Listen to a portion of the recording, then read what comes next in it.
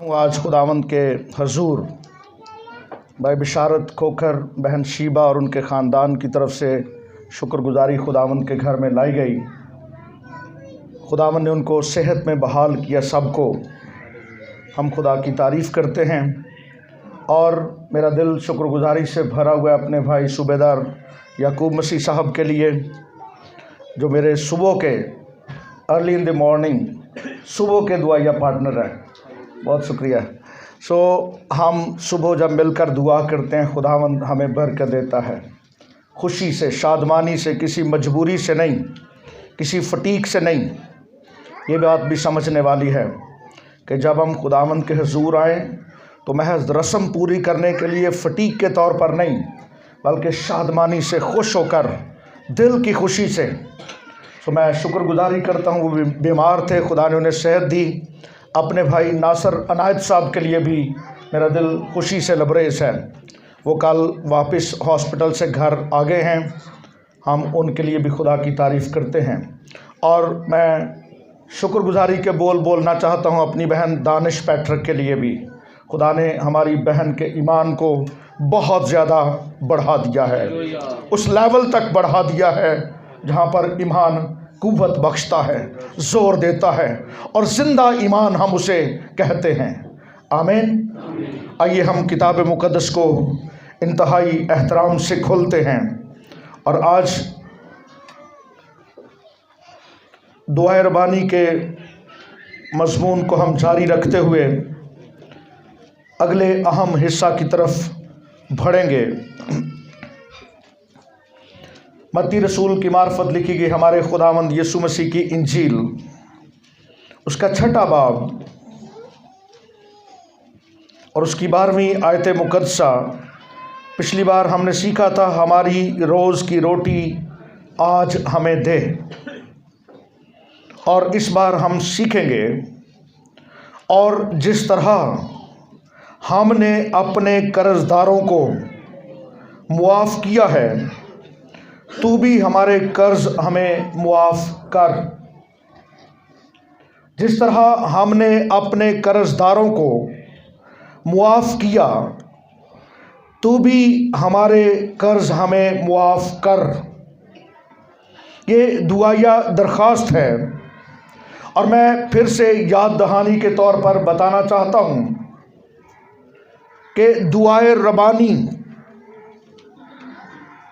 जिसको हम Lord's prayer कहते हैं, मेरे ख्याल में इसको डिसाइपल्स प्रेयर कहना ज़्यादा मुनासिब होगा, क्योंकि ये दुआ खुदावंद ने अपने लिए नहीं मांगी थी, बल्कि ये दुआ उसने शागिर्दों को सिखाई कि जब तुम दुआ करो तो इस तरह दुआ किया करो। ये एक नमूना था, ये एक पैटर्न है कि हमारे खुदावंद ने हमें सिखाया कि जब हम दुआ करें तो क्या क्या हम मांगें, किस तरह मांगें, तरीका बताया।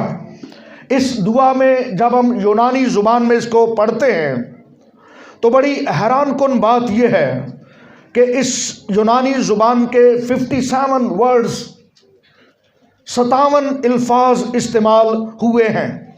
और काबिले ज़िक्र बात यह है कि किसी लफ्ज़ की रेपिटेशन नहीं की गई, रिपीट नहीं किए गए, उनको दोहराया नहीं गया। और एक खुदा के बड़े खादिम डेक्स जिसने बाइबल की तशरीह लिखी है, उसने बयान किया है कि इस दुआ रबानी के तकरीबन 23 हिस्से हैं, 3 पार्ट्स, सब डिविजन्स, हिस्से। और उसमें वो बयान करता है कि पहले 7 हिस्सों का ताल्लुक खुदा के साथ है और अगले 16 हिस्सों का ताल्लुक इंसानों के साथ जुड़ा हुआ है। सो आज हम सीखेंगे कि जैसे हमने मुआफ़ किया, जैसे हमने मुआफ़ किया अपने कर्जदारों को, हमें भी मुआफ़ कर हमारे कर्ज। ये मैं मुहावरतन नहीं पढ़ रहा, लफ्जी तौर पर पढ़ रहा हूं। तर्जमा के मुताबिक जैसे हमने मुआफ किया, यानी पहले हमने मुआफ किया, हम मुआफ करते हैं और अपने कर्जदारों को हमें भी मुआफ कर दे हमारे कर्ज। अजीज बहन भाइयों, आज हम मुआफ़ी के बारे में सीखेंगे और ये इंतहाई अहम पैगाम है। बहुत से लोगों के लिए ये खुदा का कलाम है। जब तक हम मुआफ़ नहीं करते, हम मुआफ़ नहीं किए जाते। लेकिन इस पैगाम के मुतालिक चंद बुनियादी बातें हैं जिनको समझना इंतहाई ज़रूरी है। मुआफ़ी के बारे में चंद अहम हक़ाइक़ जिनका मैं बयान करना चाहता हूँ, ताकि कलीसिया चर्च आपको इस बात की समझ आए कि किस मुआफ़ी की बात हो रही थी। यहाँ दुआए रबानी में मुआफ़ी से मुराद गुनाह की सज़ा से कानूनी या अदालती मुआफ़ी मुराद नहीं है। इस बात को ज़रा समझ लीजिए। जब एक ईमानदार, एक शागिर्द ये दुआ करता है, हमें मुआफ़ कर हमारे कर्ज, तो इससे मुराद गुनाह की सज़ा से कानूनी या अदालती मुआफ़ी नहीं है। वो कानूनी और अदालती मुआफ़ी हमें ईमान के वसीले से तौबा करने से मिल जाती है और सलीब पर उस कानूनी और अदालती मुआफ़ी का ऐलान कर दिया गया है। अब जो मसीह के कफ़ारे पर ईमान लाता है वो मुआफ़ हो चुका, वो मुआफ़ हो चुका, उसको मुआफ़ी मिल गई। दुआए रबानी में करते हुए ये इंतहाई समझने वाली बात है कि वो जो ईमान के वसीले सच्ची तौबा करते हैं, मसीह के कफारे को कबूल करते हैं, उसके पाक लहू के छींटों को अपने दिल के ऊपर लेते हैं, वो मुआफ कर दिए गए और वो सच्चे ईमान के सबब से रास्तबाज ठहर कर खुदा के बेटे और बेटियां कहलाते हैं। आमीन। इसका ये मतलब नहीं है, अगर ये मतलब नहीं है तो फिर इसका क्या मतलब है? मुआफ़ी की ये दरखास्त पिदराना मुआफ़ी की बात है जो बाप के साथ रिफाकत शराकत रखने के लिए ज़रूरी है। हर रोज़ मुआफ़ी की ये दरखास्त बाप के साथ रिफाकत को बहाल रखने के लिए, क्योंकि हमें ये याद रखना चाहिए कि हम कामिल नहीं हैं, बहर सूरत हम इंसान हैं और हमसे नादानिस्ता कुछ ऐसे कसूर और गलतियां होती हैं। मुक़द्दस पौलुस रसूल ने जब कलीसियाओं को खत लिखा तो एक बड़ी अहम बात की तरफ उसने इशारा किया। उसने कहा कि मैं अभी तक इस मसले में फंसा हुआ हूं। जिस नेकी का इरादा करता हूं वो मुझसे बन नहीं पड़ती, और जिसका इरादा नहीं करता वो मुझसे हो जाता है। ये किस किस्म की फितरत है? जब तक हम मुकम्मल तौर पर नजात के उस हिस्सा में दाखिल नहीं हो जाते जिसको तकमील या ग्लोरिफिकेशन कहते हैं, जब तक हमारे बदन गैर फानी और जलाली हालत में नहीं आ जाते, उस वक्त तक जब तक हम इस ज़मीन में हैं, हम ज़मीन पर जीते हैं, हम इस बदन में जीते हैं। खैमा का घर जब तक ईमानदार का गिराया नहीं जाता, या जब तक हमारा खुदावंद हमें लेने के लिए बादलों पर आ नहीं जाता।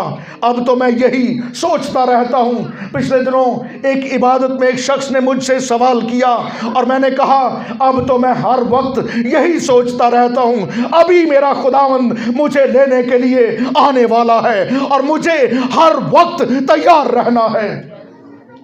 अब बहुत ही थोड़ी मुद्दत बाकी है कि आने वाला आएगा और देर। दुनिया के हालात, हमारे इर्द गिर्द के हालात पुकार पुकार कर ये गवाही दे रहे हैं और आज इस पैगाम की पुकार भी यही है। सच तो यह है कि आज दुनिया के अंदर कोई शख्स दूसरे को मुआफ करने के लिए तैयार नहीं है। मैंने क्या कह दिया? ये एक बहुत बड़ी हकीकत है। सो मैं बयान कर रहा हूं चंद खास बातें। हमें याद रहे कि हम जो मुआफ किए जाने के काबिल ना थे, उसने हमें अपने फजल से मुआफ कर दिया और अब हम पर भी वाजिब और लाजिम है कि दूसरों को मुआफ करें। दूसरा अहम नुक्ता, यहां पर दूसरों को मुआफ करके नजात कमाने की बात नहीं हो रही, नजात अर्निंग की बात नहीं हो रही। इसका मकसद ये नहीं है कि ये शर्त कायम कर दी गई कि उस वक्त तक तुम्हें नजात नहीं मिलेगी जब तक तुम अपनी नेकियों से दूसरों को मुतासर नहीं करोगे। जी नहीं, दूसरों को मुआफ करके मुआफी कमाना गर्ज नहीं है। मुआफी नेक ईमाल के बगैर सिर्फ यीशु मसीह में ईमान के वसीले मिलती है, लेकिन ईमान के बाद तौबा जरूरी है। ईमान के बाद ये अमली कदम है जो इंसान को उठाना पड़ता है। जब तक वो ये अमली कदम ना उठाए उस वक्त तक बात नहीं बनती। अगर ईमान के साथ तौबा ना हो तो महज ईमान का इकरार करने में कोई हकीकत नहीं है। अजीजों, अगली बात जो मैं समझाना चाहता हूं इस तनाजुर में, एक खादिम की गुफ्तगू मैं पढ़ रहा था, उसने बड़ी अजीब बात की। उसने लिखा अपनी किताब में, ये बाइबल में नहीं लिखा, मेहरबानी से खादमों को गुफ्तगू करते हुए ये वाजे करना चाहिए कि ये बात बाइबल में नहीं लिखी हुई। उसने लिखा कि दूसरों को मुआफ किए बगैर ये दुआ मांगना कि हमें भी मुआफ कर दे जिस तरह हमने अपने कसूरवारों को मुआफ किया है। उसने कहा कि दूसरों को मुआफ किए बगैर ये दुआ मांगना, इसका मतलब है हम ये कह रहे हैं ए बाप मुझे हरगिज मुआफ ना करना क्योंकि मैं दूसरों को मुआफ नहीं करता।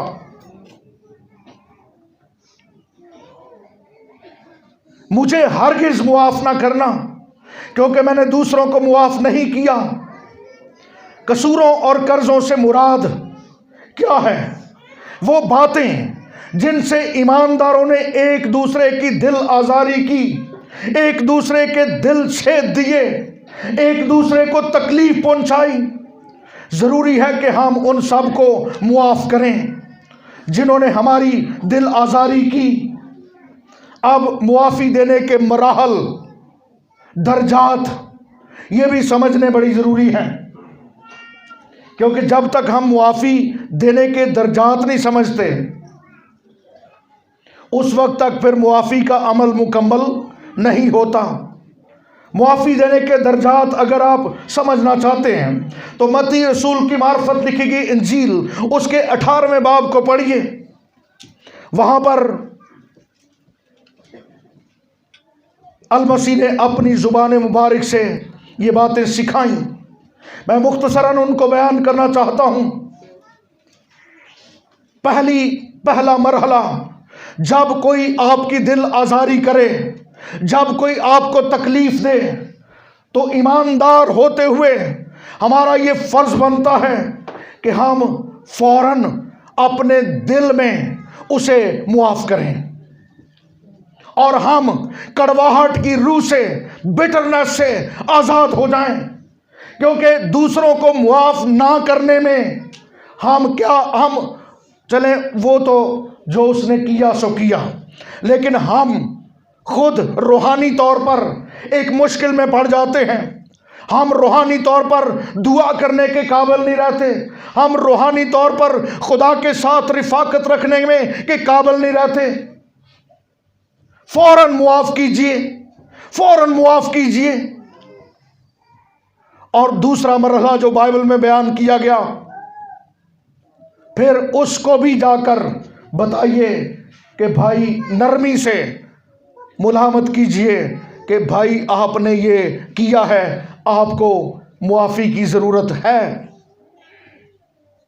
या अगर आपसे कोई गलती हुई है तो उसे बताइए मुझसे ये गलत हुआ है, मैं आपसे मुआफ़ी चाहता हूँ। हाँ जी, यहाँ पर यह बात भी नोट कर लीजिए कि मुआफ़ी देने और लेने का अमल है, ये दो तरफा अमल है। अगर आपसे गलती हुई है फौरन उसके पास जाइए और मुआफ़ी मांगिए ताकि आप अपनी रूह में आज़ाद हो जाएं। मुआफ ना करने की रूह इंसान के बातन में कड़वाहट को पैदा कर देती है, और ये कड़वाहट दूसरे को तो कुछ नहीं हो रहा, वो तो मजे कर रहा है, आप अपने अंदर ही अंदर घुलते जा रहे हैं। वो कड़वाहट आपके अंदर एक नासूर की तरह, एक फोड़े की तरह बढ़ती चली जा रही है। पहला कदम ये उठाइए कि अपने दिल में एक दूसरे को मुआफ कीजिए, मुआफ़ी मांगिए, और फिर उसके पास भी जाकर उसे बताएं कि आपने गलत किया है, आपको मुआफ़ी की ज़रूरत है। अगर उसे एहसास हो जाए और वो मुआफ़ी तलब करे तो हमें उसको मुआफ़ करना चाहिए, हर सूरत में करना चाहिए। अगर वो अपनी हठधर्मी पर कायम रहे तो अगला मरहला जो पाक कलाम में बताया गया कि फिर तू दो गवाहों को लेकर उसके पास जा, फिर समझा। अगर वो उनकी भी ना माने तो फिर आखिरी मरहला कलीसिया के अंदर उस बात को लेकर आ कि ये भाई गलत कर रहा है, ये गलत है। और अगर फिर भी वो ना माने तो फिर लिखा उसे गैर कौम वाले के बराबर जान, महसूल लेने वाले के बराबर। ये एक मुश्किल बात है, और यहाँ पर कुछ भी कमेंट्स इसके आगे देना मेरे लिए मुश्किल है। मैं इसके आगे कोई कमेंट्स नहीं देना चाहता। खुदा का रूहुल कुद्स दुआ कीजिए, हमें सिखाए कि हमें कहाँ पर क्या करना है। लेकिन बहर सूरत खुदावंद यीशु मसीह ने सिखाया कि हमें दूसरों को मुआफ़ करना चाहिए, और मुआफ़ी देने में ही हमारा भला है। जब हम मुआफ़ी हासिल करते, मुआफ़ी पाते हैं, जब हम मुआफ़ी देते हैं, हमारे दिल हल्के हो जाते हैं। आइए हम सीखते हैं। याद रखना चाहिए कि हर ईमानदार मुआफ़ी पाने के बायस ही जिंदा है। मसीह के वसीले से खुदा ने हमें मुआफ़ किया।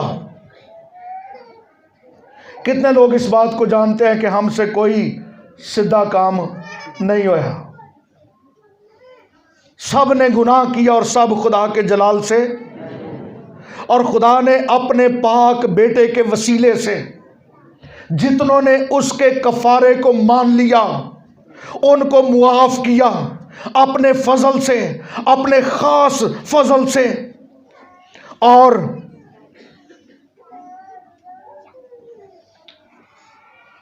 एक और बड़ी दिलचस्प बात मैं आपको बताना चाहता हूं मुआफ़ी देने वाले के बारे में। खुदा का शुक्र किया करें जिसके आप पैरोकार हैं। वैसे एक गिला है पाकिस्तानी क्रिश्चियन से कि हमने मसीह को बहुत हल्का लिया है। हमने बहुत लाइटली, बस इतना ही हम समझ रहे हैं वी आर, हम तो शाही कहनों का फिरका है जी, मुकद्दस कौम है जी। हैं, अच्छी बात है, लेकिन हमने मसीह के बारे में समझा नहीं है कि वो कौन है। पास्टर आशिफ साहब पहली इबादत में आजकल ईमानदार के मुकाम पर बात कर रहे हैं। अच्छा है, कुछ लोग अगर सुबह की इबादत में भी आ जाया करें, अच्छी बात है। आइए और सीखिए एक ईमानदार का मुकाम क्या है, ईमानदार की हैसियत क्या है। हमें इस बात को जानना चाहिए और हम किसके मानने वाले हैं, किसके वसीले से हमारा ये मुकाम बना और किसके वसीले से हमारी हैसियत बदल गई।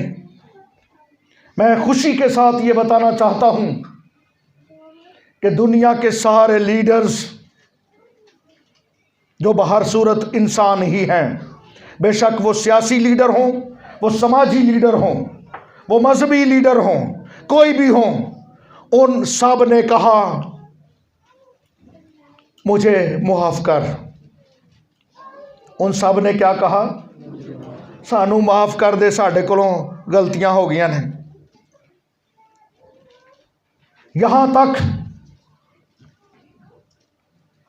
कि मुकद्दस दाऊद और भी बहुत से ईमानदारों के नाम लिए जा सकते हैं, उनसे कसूर हुए, गुनाह हुए, गलतियां हुई और उन्होंने उन गलतियों की मुआफ़ी मांगी और खुदाए कदूस ने अपने रहम और फजल से उनको मुआफ़ किया। सब दुनिया के लोग और भी दुनिया के बहुत से लीडर्स हैं जिन्होंने खुदा के हजूर से मुआफ़ी तलब की। मैं समझता हूँ वो अच्छा इंसान है, हम उसको अच्छा इंसान समझते हैं जो खुदा के हजूर से मुआफ़ी मांगता है, मुआफ़ी तलब करता है और वो जानता है कि हम गुनहगार हैं।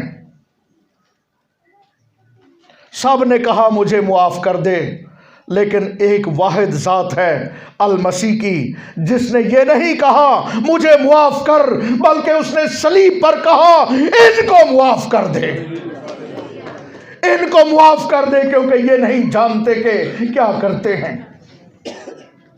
कैसे शानदार, आला, उत्तम, बुजुर्ग, सबसे कदूस लीडर के मैं और आप मानने वाले हैं, जो कहता है इनको अपनी शख्सी दुआ में उसने कहा इनको मुआफ़ कर दे, क्योंकि ये वो मुआफ़ी देने वाला है। हम उसके लोग हैं जो मुआफ़ी देता है और अपने कर्जदारों को मुआफ़ ना करना, जिन्होंने हमारे खिलाफ गुनाह किए। मैं सिखाना चाहता हूँ ये रूहानी जवाल का सबब है, रूह रंजीदा हो जाती है। मैं एक शख्सी गवाही भी इस तनाजुर में पेश करना चाहता हूँ। 2004 के बाद की बात है, कैंप मुबारक में एक सेमिनार का एहतमाम किया गया। गुड समैरिटन मिनिस्ट्री का सेमिनार था और उनके नेशनल डायरेक्टर भाई मकबूल ने मुझे कहा कि आप वहाँ पर कलाम सुनाएंगे, आप वहाँ पर टीचिंग देंगे। सो क्या हुआ, मैंने पूरा 1 महीना तैयारी की, दुआ की, बड़ी मेहनत से। मैंने सेमिनार में गुफ्तगू करना कुछ फ़र्क बात है। मैंने सेमिनार की तैयारी की, बड़ी मेहनत की और दुआ में झुका रहा, दुआ रोज़े में झुका रहा मैं। और मैं बड़ी तैयारी के साथ बाकायदा जितना मुझसे हो सका मल्टीमीडिया की प्रेजेंटेशन तैयार की। पहली बार कर रहा था, मुश्किल भी लगता था। फिर नोट्स तैयार किए, उनके प्रिंट निकलवाए, बड़े पैशन के साथ 40-50 कापियाँ उनकी की।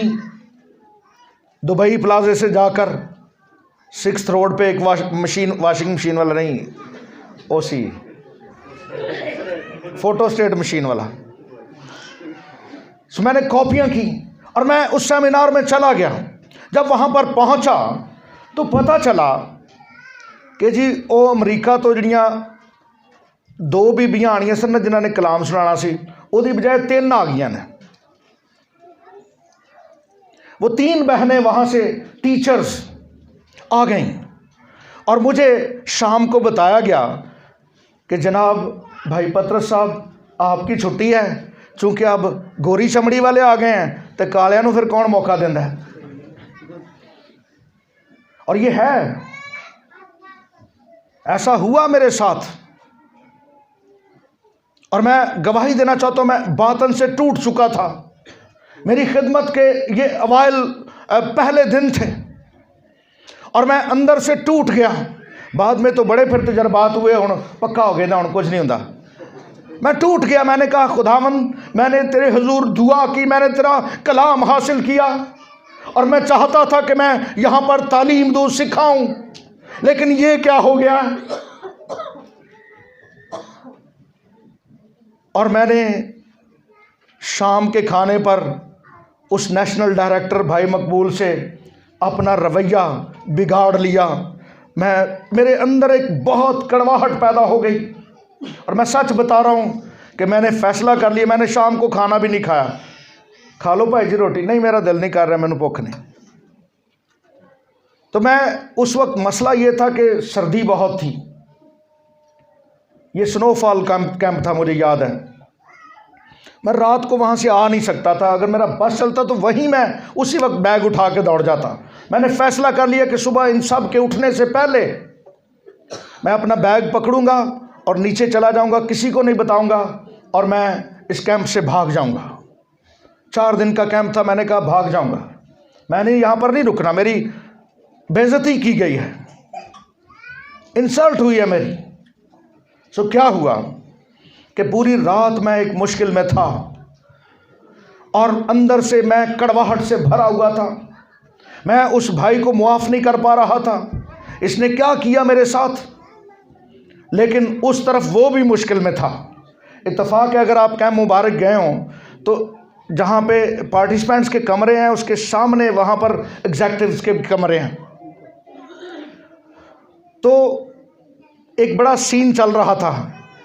कभी मैं खिड़की खोल के देखता था, मैंने 3-4 बार रात को 12-1 बजे देखा कि वो भाई इतनी सर्दी में बाहर निकलता है, फिर आता है, फिर वापस जाता है। वो सो नहीं रहा था, मैं भी नहीं सो रहा था। मैं भी बार बार खिड़की पीछे हटा के देखता था, वो भी बाहर आता था। फिर क्या हुआ कि मैं भी बाहर निकला, वो भी बाहर निकला। कोई 1 बज गया रात का इसी चक्कर में। और फिर दरमियान में वो मेरी तरफ बढ़ा, मैं उसकी तरफ बढ़ा। तकरीबन दरमियान में हम एक दूसरे के साथ मिले जहाँ पे ग्राउंड है और हमने एक दूसरे को गले लगाया, हमने मुआफ़ी मांगी, हम रोए, दोनों रोए। और वो उसने बताया कि मैं महसूस कर रहा हूँ कि मैंने गलत किया आपके साथ, मुझसे गलती हुई है, मुझे मुआफ़ कर दीजिए। मैंने कहा दिल धुल गए, हम आराम से जाकर सो गए। मैंने फिर क्लेम नहीं किया कि कलाम सुबह मैं सुनाऊंगा। दिल धुल गए और हम फ्रेश थे। सुबह जब उठे तो पता चला वो तीसरी टीचर ने पाकिस्तानी पानी पी लिया, उसका पेट खराब हो गया।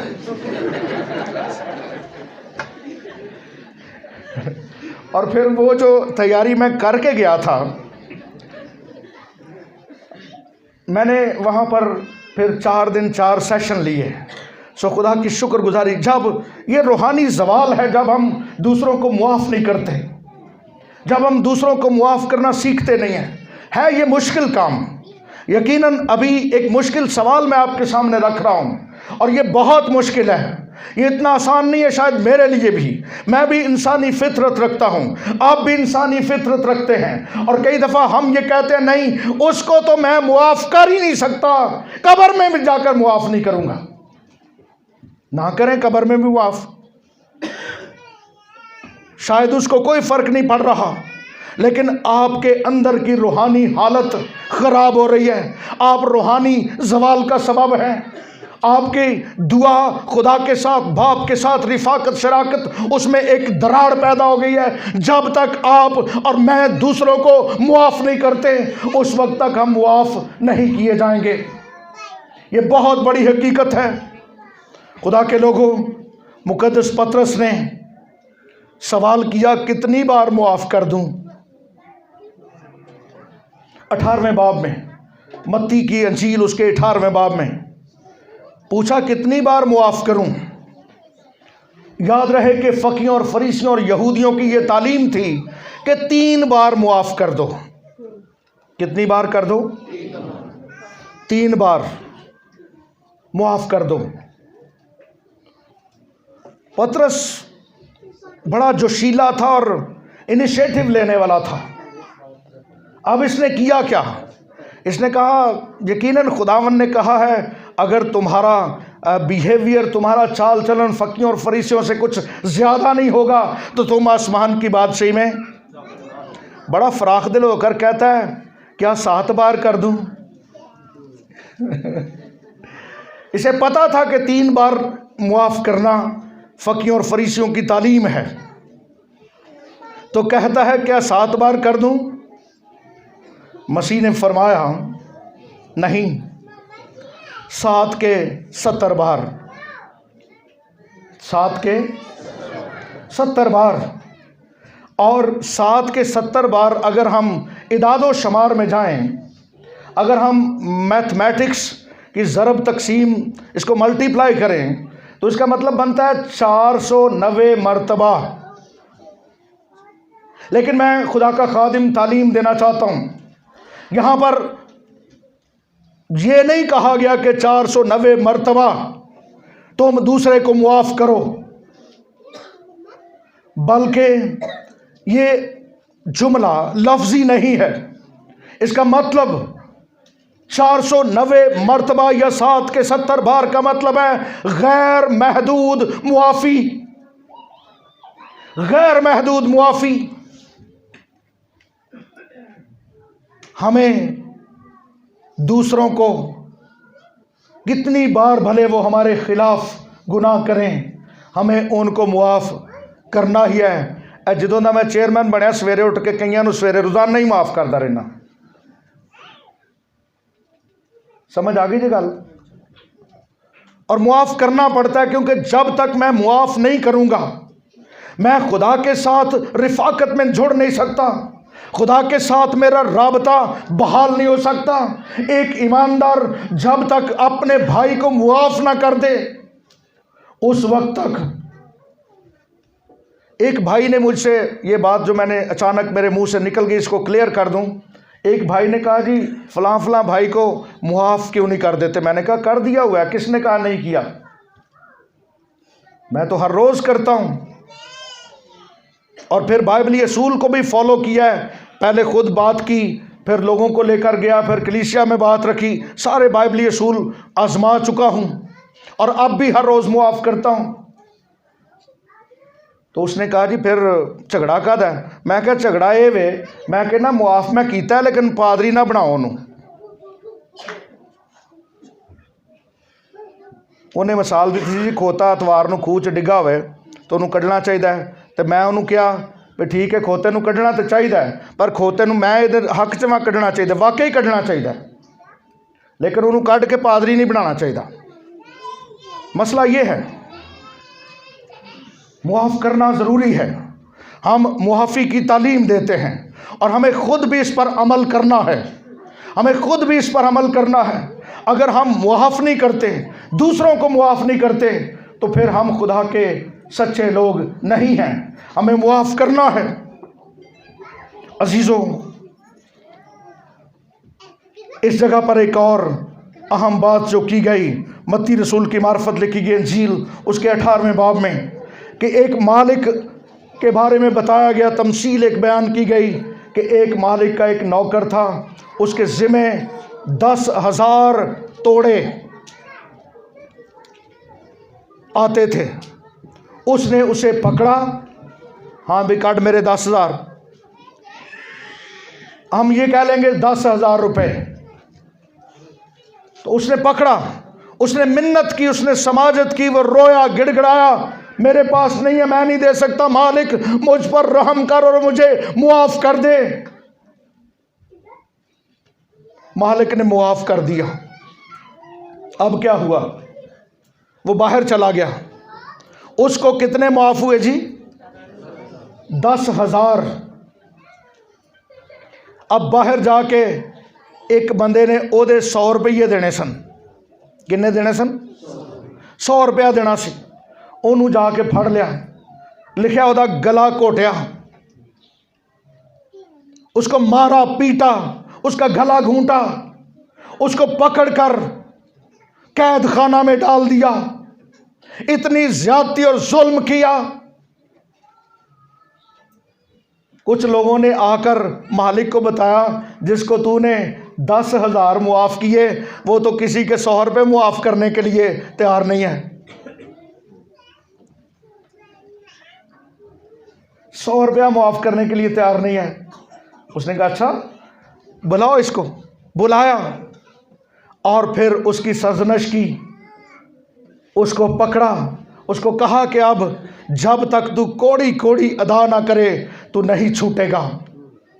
अजीजों, खुदा ने हमारे कितने गुनाह, कितने कसूर, जिनको हम गिन भी नहीं सकते थे, उनका कोई शुमार नहीं था। मुझसे इतनी गलतियां हुई, मुझसे इतने गुनाह हुए जिनको मैं शुमार भी नहीं कर सकता था। खुदा ने उन सब को अपने पाक बेटे के वसीले मुआफ कर दिया। लेकिन मैं क्या कर रहा हूं? मैं किसी का एक कसूर मुआफ करने के लिए तैयार नहीं हूं। उसने सब कुछ मुआफ कर दिया।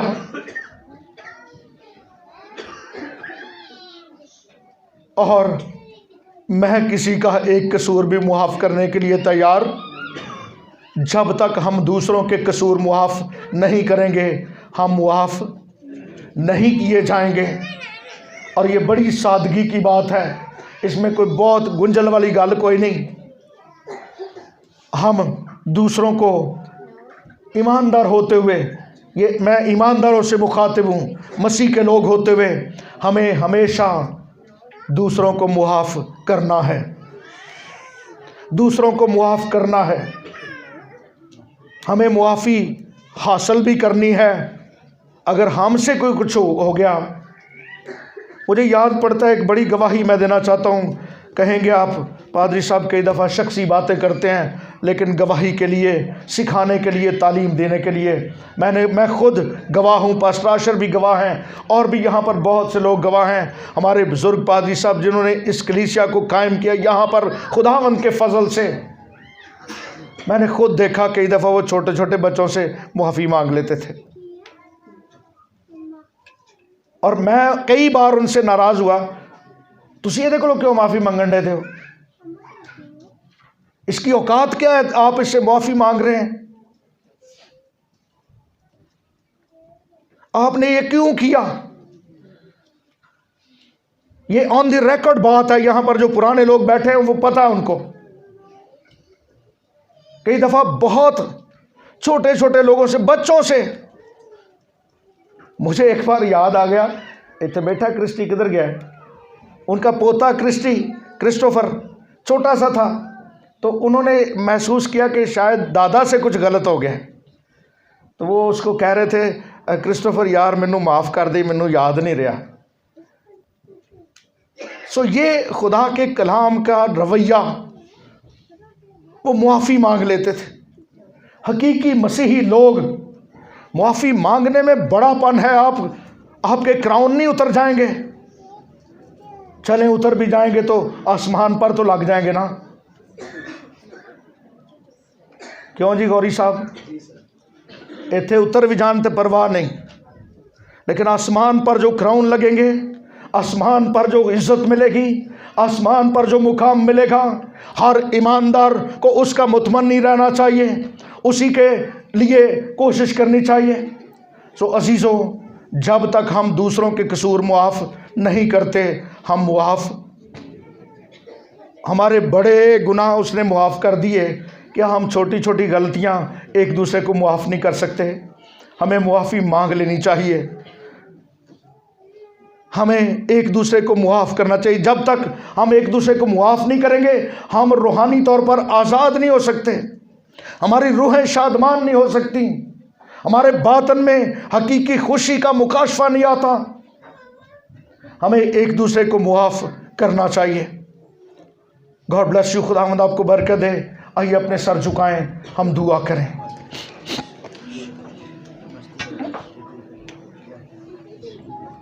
हम शुक्र करें।